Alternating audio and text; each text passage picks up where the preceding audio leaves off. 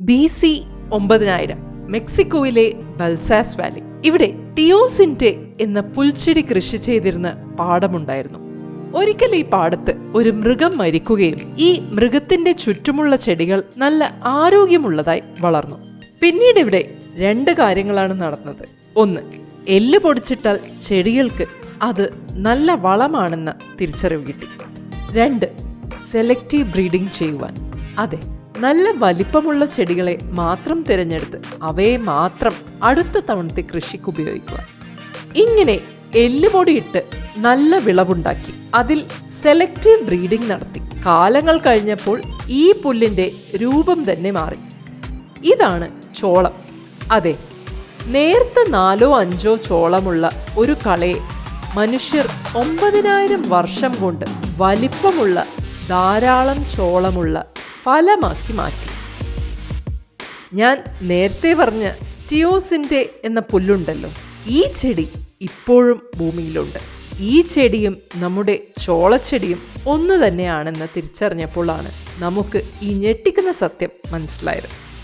1493 Christopher Columbus ആണ് ചോളത്തെ യൂറോപ്പിൽ എത്തിച്ചത്. ഇതേപോലെ ട്രാൻസ്ഫർമേഷൻ നടന്ന മറ്റൊരു ചെടിയാണ് ഓട്സ്. വൈൽഡ് ഓട്സ് ചെടികളെല്ലാം നല്ല ബുഷായി വളരുന്ന ചെടികളാണ്. അതുകൊണ്ട് തന്നെ ഒരു ഓട്സിന്റെ വിത്ത് ചെടിയിൽ നിന്ന് താഴെ വീണാൽ അത് മണ്ണിൽ തന്നെ വീഴണം എന്നില്ല. അങ്ങനെ മുളയ്ക്കാതെ അത് നശിച്ചു പോകും. ഇതിനുള്ള പോംവഴി എന്താണ്? നടന്നുപോയി മുളക്കുവാൻ വേണ്ട സ്ഥലം സ്വന്തമായി കണ്ടെത്തുക. തമാശ പറഞ്ഞതല്ല, ഞാൻ സീരിയസ് ആയി പറഞ്ഞതാണ്. വൈൽഡ് ഓട്സ് വിത്തുകൾക്ക് 2 കാലുകളുണ്ട്. ഇവ ചലിച്ചുകൊണ്ട് മുന്നോട്ട് നീങ്ങും. ഇങ്ങനെ വളരുവാൻ വേണ്ട പെർഫെക്റ്റ് സ്ഥലം എത്തിയാൽ അവിടെ നിൽക്കും, ചെടി മുളക്കും. മനുഷ്യർ 7000 വർഷമായി ഓട്സ് ചെടി ഡൊമസ്റ്റിക്കേറ്റ് ചെയ്യുന്നു. ഇന്നത്തെ കൾട്ടിവേറ്റഡ് ഓട്സ് ചെടികളുടെ വിത്തിനൊന്നും ഈ കാലുകളില്ല.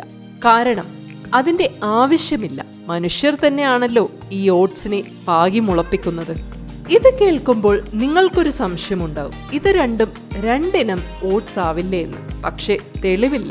7000-8000 കൊല്ലം പഴക്കമുള്ള ആർക്കിയോളജിക്കൽ സൈറ്റിൽ നിന്ന് ലഭിക്കുന്ന ചോളവും ഓട്സുമെല്ലാം ഈ രൂപത്തിലുള്ളവയാണ്. ഇതുപോലുള്ള വലിയ ചോളമൊന്നും ഇതുവരെയായി കിട്ടിയിട്ടില്ല. വഴുതനങ്ങയെ എന്തുകൊണ്ടാണ് എഗ് പ്ലാന്റ് എന്ന് വിളിക്കുന്നത് എന്നറിയാമോ? മനുഷ്യർ ഡൊമസ്റ്റിക്കേറ്റ് ചെയ്തു തുടങ്ങും മുമ്പ് ഇവയെ കാണുവാൻ ഇതുപോലെയായിരുന്നു. പിന്നീട് ഈ നിറത്തിലായി. ശരി, ഏത് നിറം നിങ്ങൾക്കറിയാമോ? നമുക്ക് വഴുതനങ്ങയുടെ നിറം എന്താണെന്ന് അറിയില്ല. വഴുതനങ്ങയുടെ നിറം പേർപ്പിളാണ്. പക്ഷേ പേർപ്പിൾ എന്നൊരു നിറം വിബ്ജിയോറിൽ ഇല്ല. കൂടുതൽ വേവ് ലെങ്ത് ഉള്ള ചുവപ്പ് നിറവും കുറവ് വേവ് ലെങ്ത് ഉള്ള വയലറ്റ് നിറവുമാണ് വഴുതനങ്ങ പ്രതിഫലിപ്പിക്കുന്നത്. അതുകൊണ്ട് ഈ 2 നിറവും മിക്സായാണ് നമ്മൾ കാണുന്നത്. അത് യഥാർത്ഥ നിറമല്ല.